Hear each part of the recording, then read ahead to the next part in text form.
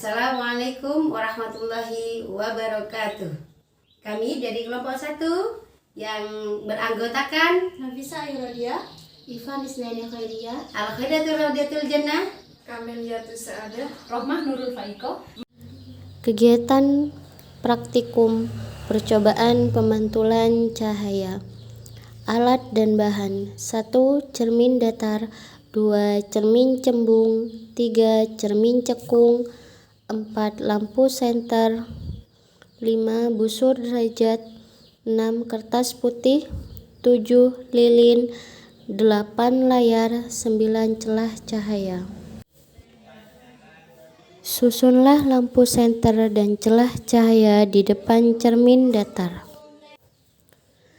Lalu nyalakanlah lampu senter dan amati dengan baik jalannya berkas cahaya pada saat sebelum dan sesudah mengenai cermin datar. Lihatlah jalannya berkas sinar pada langkah 2 sehingga tampak sudut datang dan sudut pantulnya. Ukurlah besar sudut datang dan besar sudut pantul tersebut. Lalu catatlah bagaimana sifat-sifat bayangan yang dibentuk oleh cermin datar tersebut.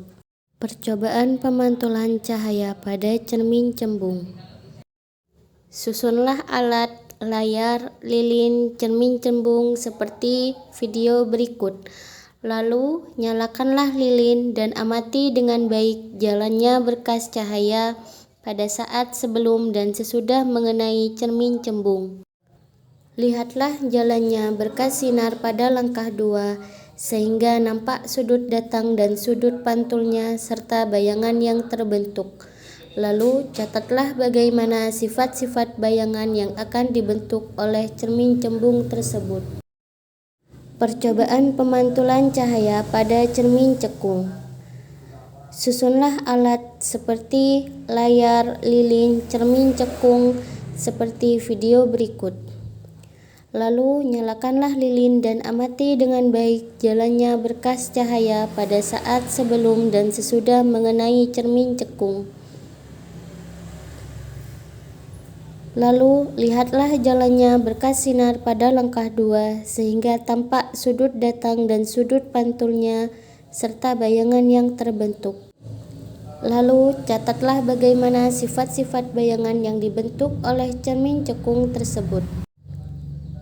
Aturlah jarak benda atau letak layar agar pada layar terbentuk bayangan yang jelas dan tajam. Selanjutnya, ukur jarak benda dan jarak bayangan. Percobaan pembiasan cahaya, alat dan bahan. Lampu senter, celah cahaya, balok kaca, kertas putih, busur derajat, lensa cembung, lensa cekung, layar, lilin, dan penggaris panjang. Susunlah lampu senter, celah, dan balok kaca seperti video tersebut. Nyalakan lampu senter dan amati dengan baik jalannya berkas sinar pada saat sebelum dan sesudah menembus balok kaca. Lihatlah jalannya berkas sinar tersebut sehingga tampak sudut datang dan sudut biasnya. Kemudian ukur besar sudut datang dan sudut bias tersebut. Pergunakanlah lensa cembung untuk mengamati sebuah huruf pada buku dengan jarak yang relatif dekat antara lensa dan huruf.